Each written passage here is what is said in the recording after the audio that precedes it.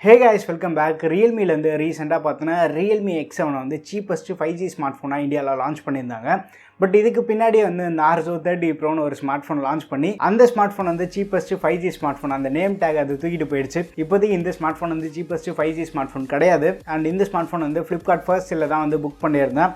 வாங்கிட்டு இது வரைக்கும் வந்து என்னோட பிரைமரி ஸ்மார்ட் ஃபோனை தான் யூஸ் பண்ணிட்டு இருக்கேன். ஸோ இது வாங்கின டைம் என்னன்னு தெரியல, வாங்கினதுலேருந்து ஃபுல்லாக ட்ராவலில் தான் இருக்குது. ஸோ அந்த மாதிரி அவுட்டோரில் ட்ராவல் பண்ணும்போது எப்படிலாம் கை கொடுத்ததா இல்லை சொதப்பிச்சா எல்லாமே வந்து நம்ம டீட்டெயிலாக பார்க்கலாம். இன்றைக்கி நம்ம வீடியோவில் இந்த ஸ்மார்ட் ஃபோனோட ஃபுல் டீட்டெயில் ரிவ்யூ தான் பார்க்க போகிறோம். நீங்கள் நம்ம சேனலுக்கு இதான் ஃபஸ்ட் டைம் வந்துருக்கீங்கன்னா வீடியோ பாருங்கள், பார்த்துட்டு பிடிச்சிருந்தா மறக்காமல் சப்ஸ்கிரைப் பண்ணிக்கோங்க. இப்போ வாங்க வீடியோக்குள்ளே போகலாம். ஃபர்ஸ்ட் எப்பவும் போல் பில்ட் அண்ட் டிசைன்லேருந்து ஸ்டார்ட் பண்ணலாம். பில்டு குவாலிட்டின்னு எடுத்துகிட்டா பிளாஸ்டிக்கில் தான் மேக் பண்ணியிருக்காங்க. செம்ம லைட் வெயிட்டாக இருக்குது. யூஸ் பண்ணுறதுக்கு ஃபோன் மாதிரி தான் இருக்குது. சைடு ஃபுல்லாமே வந்து பிளாஸ்டிக் ஃப்ரேம் தான் யூஸ் பண்ணியிருக்காங்க. பில்டில் வந்து பெரிய அளவுக்கு குறை எதுவுமே கிடையாது. வெயிட் டிஸ்ட்ரிபியூஷன் வந்து ரொம்ப அழகாக மேனேஜ் பண்ணியிருக்காங்க. அரௌண்ட் 185 கிராம்ஸ் இருக்குது. ஸோ நம்ம கையில் பிடிச்சி யூஸ் பண்ணுறதுக்கே வந்து ஒரு சூப்பர் ஃபீல் கொடுக்குது. ஃபோன் எனக்கு ரொம்ப பிடிச்சது என்னன்னா இந்த வெயிட் டிஸ்ட்ரிபியூஷன் தான். ப்ளஸ் ஃபோன் வந்து செம்ம தின்னாக இருக்குது. ஸோ இந்த மாதிரி வெயிட்லெஸ் ஃபோன் யூஸ் பண்ணுறதுக்கே வந்து சூப்பராக இருக்குது. டிசைன் எடுத்துகிட்டா இந்த சில்வர் கலர் வேரியன்ட் வந்து எனக்கு ரொம்ப பிடிச்சிருக்கு. இந்த ப்ரைஸ் ப்ராக்கெட்டில் இந்த மாதிரி ஒரு ப்ரீமியமான டிசைன் கொடுத்துருக்காங்க. டிசைன் வந்து கம்ப்ளீட்டாக பர்சனல் ப்ரிஃபரன்ஸ் தான். பட் எனக்கு வந்து இந்த சில்வர் கலர் செம்மையாக பிடிச்சிருந்தது. இந்த ஸ்மார்ட் ஃபோனுக்கு வந்து பாக்ஸோட கேஸ் கொடுத்துருக்காங்க. பட் இது வந்து கம்ப்ளீட்டாக பிளாஸ்டிக் தான். ஸோ கேஸ் இல்லாமல் யூஸ் பண்ணிங்கன்னா ஸ்க்ராச்சஸ் அதிகமாகும். ஸோ அதனால தான் வந்து நான் எக்ஸ்டர்னலாக ஒரு ஸ்கின் போட்டு யூஸ் பண்ணிட்டு இருக்கேன். இந்த ஸ்கின் நம்மளுக்கு யார் ப்ரொவைட் பண்ணதுன்னு பார்த்தீங்கன்னா gadgetshield.com. gadgetshield வந்து ப்ரொவைட் பண்ணுற ஸ்கின் எல்லாமே வந்து செம்ம ப்ரீமியமாக இருக்குது. gadgetshield வந்து மொபைல் ஆக்சசரிஸ்க்கு எல்லாமே வந்து அவங்க ஸ்கின் ப்ரொவைட் பண்ணுறாங்க. ஸ்கின் மட்டும் இல்லாமல் ஃப்ரண்ட்டில் வந்து நம்மளுக்கு ஸ்க்ராட்ச் கார்டு இதெல்லாம் ப்ரொவைட் பண்ணுறாங்க. இந்த ஸ்மார்ட் ஃபோனுக்கு வந்து ப்ரீ அப்ளைடாக ஸ்க்ராட்ச் கார்டு கொடுத்துருந்தாங்க. அதை ரிமூவ் பண்ணிட்டு gadgetshield-ஓட மேட் ஸ்க்ராட்ச் கார்டு தான் யூஸ் பண்ணிட்டு இருக்கேன். உங்களோட ஸ்கின்னு ப்ளஸ் இந்த ஸ்க்ராட்ச் கார்டோட குவாலிட்டியிலுமே வந்து சூப்பராக இருக்குது. ஸோ என்னதான் ஒரு ஸ்க்ராட்ச் கார்டு போட்டு நம்ம யூஸ் பண்ணாலுமே வந்து நம்ம ஃபோன் யூஸ் பண்ணுற மாதிரி தான் வந்து டச் ரெஸ்பான்ஸும் இருக்குது. ஸோ இந்த விஷயத்தில் வந்து அவங்க சூப்பராக பண்ணியிருக்காங்க. உங்கள் ஸ்மார்ட் ஃபோனுக்கும் நீங்கள் ஸ்கின் ஏதாவது ட்ரை பண்ணுற மாதிரி இருந்தீங்கன்னா கீழே டிஸ்கிரிப்ஷன் லிங்க் தரேன், செக் பண்ணி பாருங்கள். இந்த ஸ்மார்ட் ஃபோனோட கேமராவுக்கு வந்து தனியாக பம்ப் இருக்குது. ஒவ்வொரு கேமராவோட லென்ஸுமே வந்து தனியாக ப்ரொடியூட் ஆகி வெளில வந்துருக்கு. ஸோ டேபிள் மேலே வச்சு யூஸ் பண்ணுறதுக்கு நீங்கள் கொஞ்சம் கேர்ஃபுல்லாக யூஸ் பண்ணுங்கள். டிஸ்பிளேன்னு வந்தோன்னா 6.4 இன்ச் கொண்ட ஒரு AMOLED டிஸ்பிளே யூஸ் பண்ணியிருக்காங்க. ஸோ டிஸ்பிளேயோட குவாலிட்டின்னு எடுத்துகிட்டா ஒரு டீசெண்டான டிஸ்பிளே கொடுத்துருக்காங்க. பட் அவுட்டோர் விசிபிலிட்டி வந்து எனக்கு ரொம்ப பிடிச்சிருந்தது. ஏன்னா நான் சைட் பை சைடு வந்து F62 அதை யூஸ் பண்ணிட்டு இருக்கேன். F62ஓட பிரைட்னஸ் வந்து இதில் கொஞ்சம் பெட்டராக இருக்குது. பட் நீங்கள் உச்சி வெயிலெலாம் யூஸ் பண்ணணும்னு நினச்சிங்கன்னா ஸ்க்ரீன் ரிஃப்ளெக்டிவாக இருக்கும். பட் உங்களால் வந்து யூஸ் பண்ண முடியும். அவுட்டோர் விசிபிலிட்டி ஓரளவுக்கு நல்லா பண்ணியிருக்காங்க. மேக்ஸிமம் 650 nits பீக் பிரைட்னஸ் போகுது. டிஸ்பிளே குவாலிட்டின்னு எடுத்துகிட்டா டீசெண்டான AMOLED பேனல் யூஸ் பண்ணியிருக்காங்க. பிளாக்ஸ் எல்லாமே வந்து நல்லா பியூராக இருக்குது. வியூவிங் ஆங்கிள்ஸ் வந்து செம்மையாக இருக்குது. பட் டிஸ்பிளேல வந்து ஒரு 60 ஹெர்ட்ஸ்க்கான ரெஃப்ரெஷ் ரேட் மட்டும் தான் கொடுத்துருக்காங்க. பட் இந்த இடத்துல ஹை ரெஃப்ரெஷ் ரேட் கொடுத்துருந்தாங்கன்னா இன்னும் அந்த எக்ஸ்பீரியன்ஸ் சூப்பராக இருந்திருக்கும். பட் ஸ்டாண்டர்ட் 60 ஹெர்ட்ஸ் மட்டும் தான் இருக்குது இதில். மற்றபடி ஒயிட் ஒன் L1 சர்டிஃபிகேஷன் இருக்குது. ஸோ நீங்கள் Amazon, Netflix எல்லாமே வந்து HD வீடியோ வந்து ஸ்ட்ரீம் பண்ணி பார்க்கலாம். இப்போ வந்து இந்த ஸ்மார்ட் ஃபோனோட சார் வேல்யூ, சிக்னல் ரிசெப்ஷன் இதெல்லாம் போய் பார்க்கலாம். இது பார்க்குறதுக்கு முன்னாடி சார் வேல்யூ எவ்வளோ இருக்குன்னு செக் பண்ணிக்கலாம். ஹெட் சார் வேல்யூ வந்து 0.917 வாட் per kg கொடுத்துருக்காங்க. பாடி சார் வேல்யூ வந்து 0.561 what per kg. So sir value இந்த இடத்துல 1 வாட்டுக்கும் கம்மியாக தான் இருக்குது. ஸோ கொஞ்சம் பயப்படாமல் நம்ம யூஸ் பண்ணலாம். சார் வேல்யூ ஓரளவுக்கு டீசெண்டாகவே பண்ணியிருக்காங்க. சிக்னல் ரிசெப்ஷன் நம்ம பார்த்தோன்னா நான் வந்து ஒரு 3 சிம்மில் செக் பண்ணியிருந்தேன். நான் யூஸ் பண்ணுறதுக்கு பார்த்தோன்னா வோடஃபோன் அண்ட் ஜியோ தான். சிக்னல் ரிசெப்ஷன் சூப்பராக இருக்குது. ஏன்னா இதில் வந்து பிளாஸ்டிக் ஃப்ரேம் கொடுத்துருக்கிறதுனால அந்த பிளாஸ்டிக் ஃப்ரேமே வந்து நம்மளுக்கு ஆண்டனாவாக ஒர்க் ஆகி ஒரு நல்ல டீசெண்டான சிக்னல் ரிசெப்ஷன் நம்மளுக்கு வீட்டுக்குள்ளே கிடைக்கிது. பட் என்னோட வீட்டுக்குள்ளேன்னு பார்த்தோன்னா ஜியோ வந்து ரொம்ப மோசமாக தான் இருக்கும். பட் அப்படி இருந்தும் ஜியோ சிம் போட்டு என்னால் 1-2 கால்ஸ் வந்து வீட்டுக்குள்ளே பேச முடியுது. வைஃபை காலிங்கான சப்போர்ட்டும் கொடுத்துருக்காங்க. வைஃபை காலிங் வந்து அது ஒரு ஹிட் ஆர் மிஸ்மாக தான் இருக்கும். அப்பப்போ அதுவும் வந்து யூஸ் ஆகும். நீங்கள் கால் பேசும்போது இயர்பீஸோட ஸ்பீக்கர் வந்து நல்ல லவுடாகவே இருக்குது. ஸோ அவுட்டோரில் நின்று நீங்கள் கால் பேசணும்னு நினச்சிங்கன்னா கூட நல்ல கிறிஸ்டல் கிளியராக இருக்குது. பட் அதுவே வந்து நீங்கள் கால் ஸ்பீக்கர் வழியாக பேசணும்னு நினச்சிங்கன்னா இன்டோரில் சூப்பராக இருக்கும், உங்களுக்கு பிரச்சனையே இருக்காது. பட் நீங்கள் நடு ரோட்டில் நின்று கால் பேசணும்னு நினச்சிங்கன்னா ஸ்பீக்கர் இன்னும் கொஞ்சம் லவுடாக இருந்தால் நல்லா இருக்குமேன்னு தோணும். மற்றபடி சென்சார்ஸ் நம்ம பார்த்தோன்னா ஆட்டோ பிரைட்னஸ் சென்சார் டியூனிங் நல்லா இருக்குது. ப்ராக்சிமிட்டி சென்சாரும் வந்து ஒர்க் ஆகிட்டு இருந்தது. அண்ட் ஜிபிஎஸ் கூட இந்த ஸ்மார்ட் ஃபோனில் அக்யூரேட்டாக இருந்தது. எனக்கு அதுலேயும் வந்து எந்த ஒரு இஷ்யூஸுமே கிடையாது. ஹாப்டிக் ஃபீட்பேக் நம்ம பார்த்தோன்னா ஓரளவுக்கு ஓகேவாக இருக்குது. பெருசாக சொல்கிற அளவுக்கு இல்லை. அண்ட் இந்த ஸ்மார்ட் ஃபோனில் வந்து ஃபிசிக்கல் LED நோட்டிஃபிகேஷன் லைட் எதுவும் கொடுக்கல. ஸோ நீங்கள் யாராச்சும் வந்து அது இருக்குன்னு சொல்லிட்டு நீங்கள் யூஸ் பண்ண போகிறீங்க, அது வந்து கொடுத்துருந்தாங்கன்னா சூப்பராக இருந்திருக்கும். பயோமெட்ரிக்ஸ் நம்ம எடுத்துகிட்டா in display fingerprint scanner and face unlock ரெண்டுமே இருக்குது. ஃபேஸ் அன்லாக் எப்பவும் போல தான் செம ஃபாஸ்ட் அண்ட் அக்யூரேட்டாக இருக்குது. ஃபேஸ் அன்லாக் பிரச்சனையே கிடையாது. இன்டிஸ்பிளே ஃபிங்கர் பிரிண்ட் ஸ்கேனரும் வந்து சூப்பராக ஒர்க் ஆகிட்டு இருக்கு. ஸோ எனக்கு அதுலேயே வந்து பிரச்சனை கிடையாது. அடுத்து நம்ம பர்ஃபார்மன்ஸ்னு பார்த்தீங்கன்னா ரியல்மி இந்த இடத்துல வந்து ஒரு புது ப்ராசரை இன்ட்ரடியூஸ் பண்ணியிருக்காங்க. யூஸ்வலாக நம்ம இந்த செக்மெண்ட்டில் ஸ்னாப்டிராகன் 730G, 732G, 750G இதை தான் பார்த்துட்டு இருந்தோம். பட் ரியல்மி இந்த இடத்துல Dimensity 800U யூஸ் பண்ணியிருக்காங்க. Dimensity ப்ராசஸ் நல்லா பர்ஃபார்ம் பண்ணணும்னு இதுக்கு முன்னாடி நம்ம கேள்விப்பட்டிருந்தோம். பட் ரியல் வேர்ல்டில் நான் இதுதான் ஃபஸ்ட் டைம் நான் யூஸ் பண்ணுறது. இந்த 800U வந்து 7 nm ப்ராசஸில் பில்ட் பண்ணியிருக்காங்க. நல்ல பவர் எஃபிஷியண்ட்டாக இருக்குது. எஃபிஷியன்சி பற்றி நம்ம பேட்டரி செக்மெண்ட்டில் நான் உங்ககிட்ட டிஸ்கஸ் பண்ணுறேன். Normal day to day usage கொஞ்சம் நீங்கள் ஹெவியாக யூஸ் பண்ணணும்னு நினச்சிங்கன்னா கூட ஃபோன் செம்மையாக ஹேண்டில் பண்ணுது. பட் சம்டைம்ஸ் யூஏயில் மைனர் லேக் நீங்கள் நோட்டீஸ் பண்ணுவீங்க. பட் அது எப்போயாச்சும் தான் நோட்டீஸ் பண்ணுவீங்க ரொம்ப ஹெவியாக யூஸ் பண்ணும்போது. பட் நார்மலாக ஒரு 90% ஆஃப் யூசர்ஸ்க்கு வந்து பர்ஃபார்மன்ஸ் இஷ்யூவாக இருக்காது. பர்ஃபார்மன்ஸ் பொறுத்த வரைக்கும் நான் ரொம்ப சாட்டிஸ்ஃபைட். அண்ட் கேமிங் நம்ம எடுத்துகிட்டோம்னா கூட கேமிங் இந்த அளவுக்கு பர்ஃபார்ம் பண்ணுறது நான் எதிர்பார்க்கவே இல்லை. இந்த ஸ்மார்ட் ஃபோனோட கேமிங் பர்ஃபார்மன்ஸ்னு பார்த்தீங்கன்னா இந்த பட்ஜெட்டில் ஒரு best in class gaming performance நம்மளுக்கு கொடுக்குது. நீங்கள் ஒரு 1 hour எக்ஸ்டெண்டாக கேம் ப்ளே பண்ணணும்னு நினச்சிங்கன்னா ரொம்ப ஒரு எஃபிஷியண்ட்டாக இருக்குது. ஃபோனோட டெம்பரேச்சர் வந்து கன்சிஸ்டண்ட்டாக இருந்தது. ரொம்ப அதிகமாகலாம் போகலை. ஃபோனோட பர்ஃபார்மன்ஸ் அண்ட் கேமிங் இந்த பட்ஜெட் நம்ம கன்சிடர் பண்ணும்போது ரொம்ப ஒரு சாட்டிஸ்ஃபைங்காக இருந்தது. அடுத்து நம்ம ரேம் அண்ட் ஸ்டோரேஜ்னு பார்த்தோன்னா நான் யூஸ் பண்ணுறது வந்து பேஸ் வேரியன்ட் 6+128GB மாடல் தான். இன்னொன்று இதுலேயே வந்து 8+128GB மாடல் இருக்குது. நான் யூஸ் பண்ண வரைக்கும் ரேம் மேனேஜ்மெண்ட் டீசெண்டாக இருந்தது. ஈஸியாக வந்து உங்களுக்கு ஒரு 6 to 7 ஆப்ஸ் வந்து மெமரியில் வச்சுக்கும். ஸ்டோரேஜ் டைப்னு பார்த்தோன்னா UFS 2.1 ஸ்டோரேஜ் சப்போர்ட் கொடுத்துருக்காங்க. ஸோ டேட்டா ஏதாவது நீங்கள் சிஸ்டமில் காப்பி பண்ணுற மாதிரி இருந்தால் கூட அதுவும் வந்து டீசெண்டாக இருந்தது. ஆப் ஓப்பனிங் எல்லாமே வந்து நார்மலாக உங்களுக்கு பர்ஃபார்ம் பண்ணிட்டு இருந்தது. ஸோ பர்ஃபார்மன்ஸ் பொறுத்த வரைக்கும் ரொம்ப சாட்டிஸ்ஃபைங்காக இருக்குது. அண்ட் முக்கியமான விஷயமே வந்து ஹீட்டிங் இஷ்யூ தான். மீடியாடெக் அப்படின்னாலே வந்து நிறைய பேருக்கு ஐயோ ஹீட் ஆகும் அப்படின்னு ஒரு மைண்ட் செட் இருந்தது. பட் இந்த ஸ்மார்ட் ஃபோன் நீங்கள் ரொம்ப நேரம் யூஸ் பண்ணுறதுனால ஃபோன் நார்மலாக தான் இருக்குது. ரொம்ப நேரம் நீங்கள் வீடியோ கால் பேசுகிறதா இருந்தால் கூட ஃபோன் வந்து ஹீட் ஆகலை. ஸோ இந்த ப்ராசஸர் வந்து நல்லா எஃபிஷியண்ட்டாகவே இருக்குது. அடுத்து நம்ம சாஃப்ட்வேர்னு பார்த்தோன்னா இந்த ஸ்மார்ட் ஃபோன் வந்து அவுட் ஆஃப் தி பாக்ஸ் நம்மளுக்கு லேட்டஸ்ட் Android 10 கொடுத்துருக்காங்க. எப்போ தான் இவங்க அந்த அவுடேட்டட் Android 11 கொடுப்பாங்கன்னு தெரியல. அண்ட் Realme UI வெர்ஷன் 1 தான் இது ரன் ஆகிட்டு இருக்கு. செக்யூரிட்டி பேட்ச்னு பார்த்தோன்னா இன்னமும் வந்து டிசம்பர் மந்த் செக்யூரிட்டி அப்டேட்டில் இருக்குது.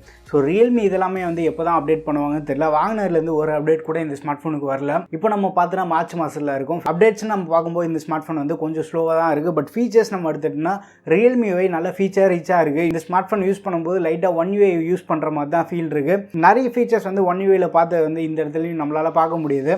பட் நல்ல ஒரு ஃபீச்சர் ரிச்சாக இருக்குது. பட் இதில் வந்து smooth scrolling support, DC dimming சப்போர்ட்லாம் கொடுத்துருக்காங்க. DC டிமிங் நான் எப்போவுமே எனபிள் பண்ணி தான் யூஸ் பண்ணிட்டு இருக்கேன். லோ லைட்டில் ரூமில் லைட்டே இல்லாத டைமில் ஸ்க்ரீன் நம்ம யூஸ் பண்ணும்போது கூட ஸ்க்ரீன் ஃப்ளிக்கர் ஆகிறது இந்த மாதிரி நான் எதுவுமே நோட்டீஸ் பண்ணல. ஸோ அந்த விஷயத்தில் எல்லாமே வந்து நல்லா பண்ணியிருக்காங்க. ஸோ நான் நோட்டீஸ் பண்ண வரைக்கும் ஆட்ஸ் எதுவுமே கிடையாது. இப்போ டிஃபால்ட்டாக ப்ளோட்வேர்ஸ் இன்ஸ்டால் பண்ணி கொடுத்துருப்பாங்க. உங்களுக்கு அது இஷ்டம் இல்லைன்னா அதை வந்து நீங்கள் அன்இன்ஸ்டால் பண்ணிக்கலாம். அடுத்து முக்கியமான டிபார்ட்மெண்ட்டே வந்து இந்த ஸ்மார்ட் ஃபோனோட பேட்டரி தான். இந்த ஸ்மார்ட் ஃபோனில் பேட்டரி கெப்பாசிட்டின்னு பார்த்தோன்னா 4310 mAh பேட்டரி. அதுக்கு சப்போர்ட் பண்ணுற மாதிரி இந்த 65 வாட்க்கான சூப்பர் ஃபாஸ்ட் சார்ஜரும் கொடுத்துருக்காங்க. ஸோ இந்த சார்ஜரை வச்சு நம்ம இந்த ஸ்மார்ட் ஃபோன் சார்ஜ் பண்ணோம்னு நினச்சோன்னா 45 minutesல வந்து ஃபுல் சார்ஜ் ஆகிடுது. ஸோ சார்ஜிங் வந்து பயங்கர ஃபாஸ்ட்டாக இருக்குது. நான் நடுவில் ராமேஸ்வரம்லாம் போனப்போ ஒரு 3 மணிக்கே வந்து சார்ஜ் காலி ஆகிற மாதிரி இருந்தது. ஸோ அந்த டைம் வந்து ஒரு 30-35 minutes சார்ஜ் பண்ணதுக்கே வந்து எனக்கு 80-85% சார்ஜ் ஆகிடுச்சு. ஸோ எமர்ஜென்சி டைமில் எல்லாமே வந்து இந்த ஃபாஸ்ட் சார்ஜர் செம்மையாக ஹெல்ப் பண்ணுது. பட் நான் இது வந்து வெளியில் போகும்போது மட்டும்தான் இந்த ஃபாஸ்ட் சார்ஜர் யூஸ் பண்ணியிருந்தேன். நார்மலாக நான் யூஸ் பண்ணுறது வந்து 10 watt சார்ஜர் தான் யூஸ் பண்ணிகிட்டு இருந்தேன். 10 watt சார்ஜரில் வந்து 2 hours ஆகுது ஃபுல் சார்ஜ் ஆகிறதுக்கு.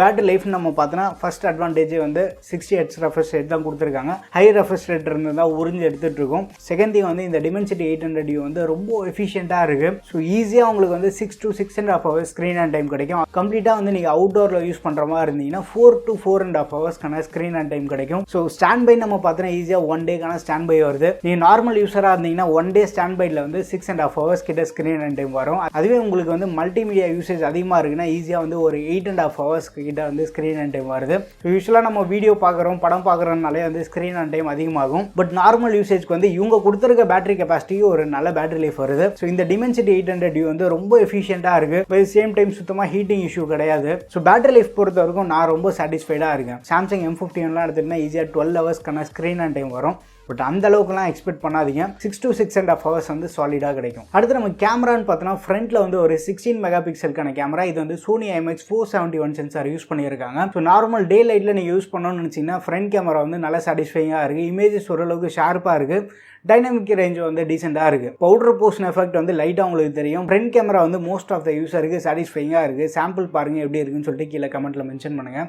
லோ லைட்டில் ஃப்ரண்ட் கேமரா வந்து ரொம்ப பெருசாக எக்ஸ்பெக்ட் பண்ணாதீங்க. ஓரளவுக்கு வந்து டீசெண்டான அவுட்புட் நம்மளுக்கு கிடைக்கிது.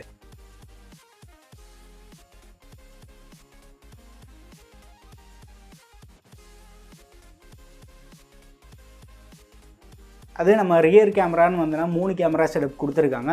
64 மெகாபிக்சலுக்கான main camera, 8 MP ultra wide camera, 2 MP macro. நீங்கள் ஆட்டோ மோடில் எடுக்கிற ஃபோட்டோஸ் எல்லாமே வந்து நல்லா ஷார்ப்பாக இருக்குது. டைனமிக் ரேஞ்ச் வந்து டீசெண்டாக இருக்குது. பட் அதுலேயே வந்து ஏஐ அப்படின்னு ஒரு ஆப்ஷன் கொடுத்துருக்காங்க.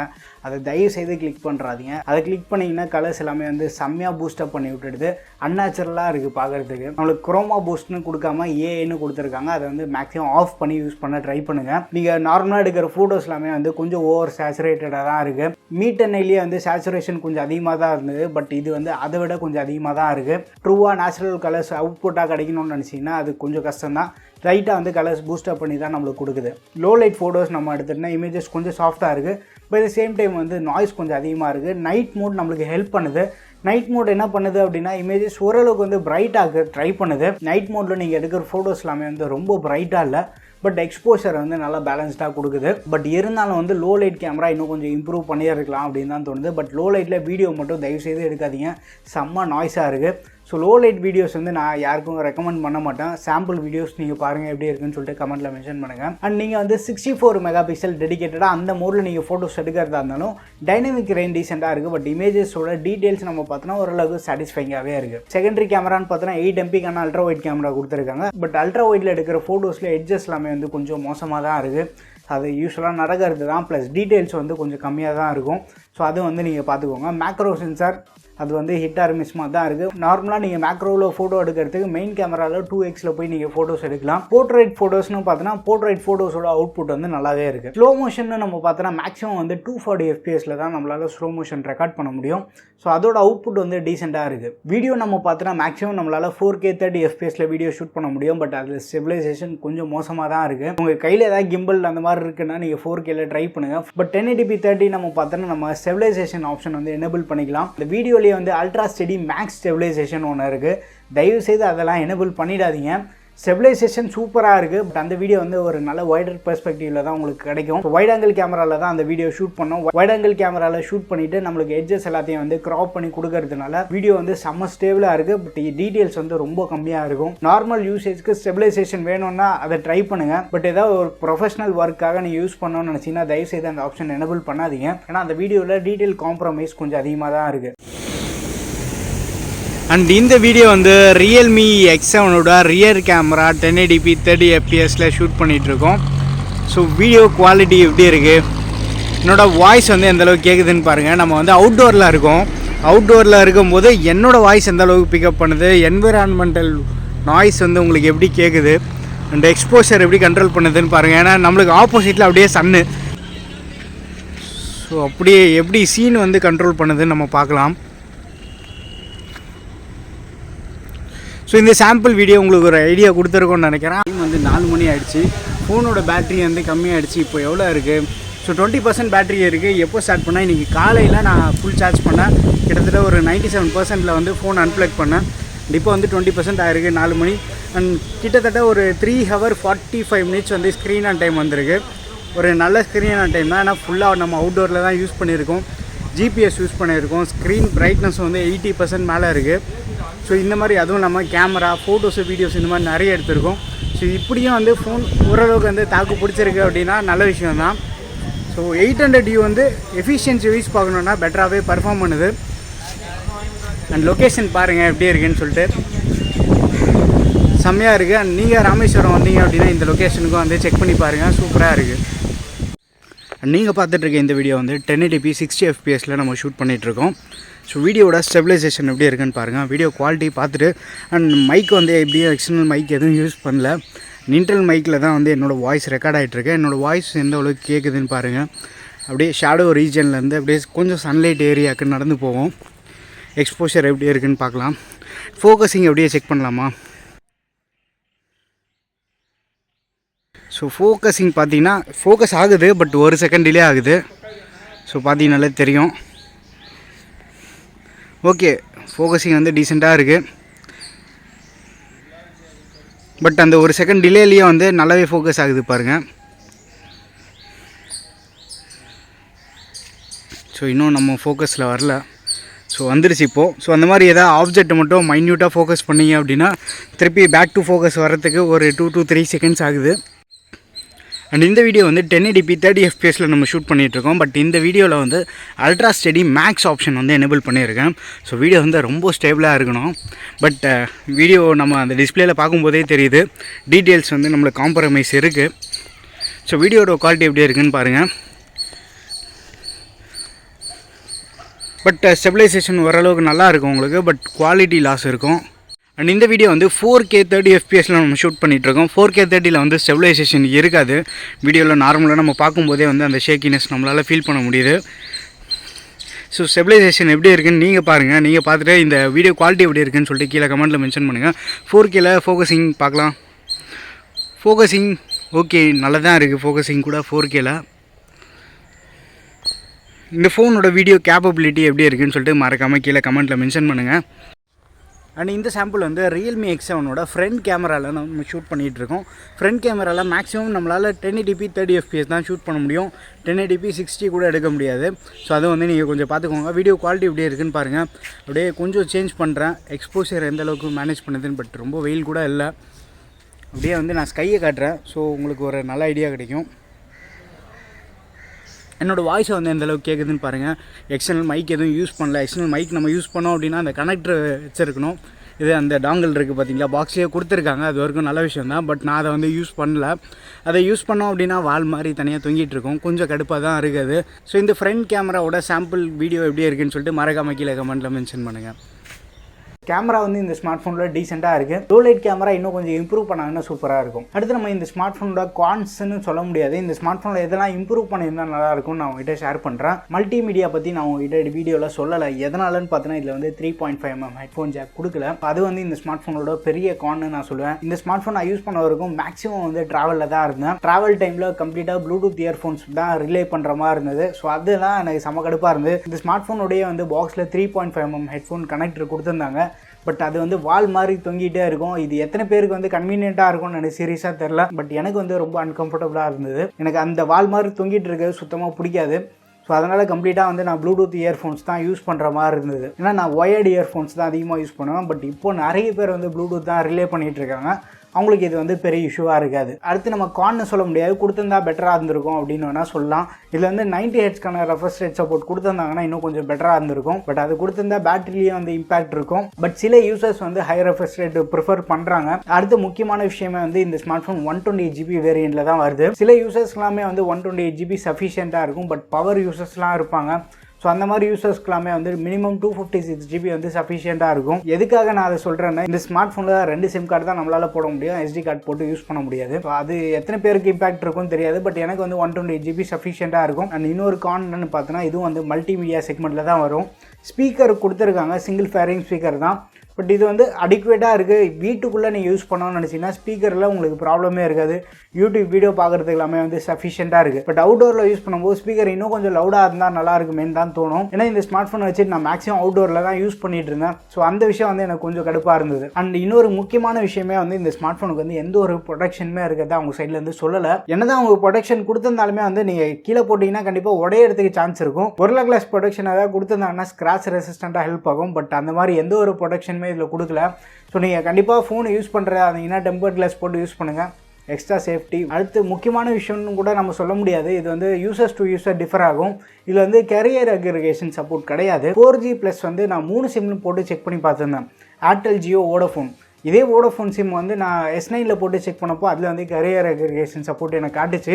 இதே லொக்கேஷனில் நான் சொல்கிறேன். ட்ராவலில் இருந்தப்போ கூட எந்த ஒரு லொக்கேஷன்லையுமே எனக்கு 4G+ சிக்னல் காட்டவே இல்லை. நான் எப்போவுமே ஒய்ஃபை நெட்வொர்க்கில் கனெக்டடாக இருப்பேன் அப்படின்ற யூசருக்கு வந்து 4G+ பெரிய இஷ்யூவாக இருக்காது.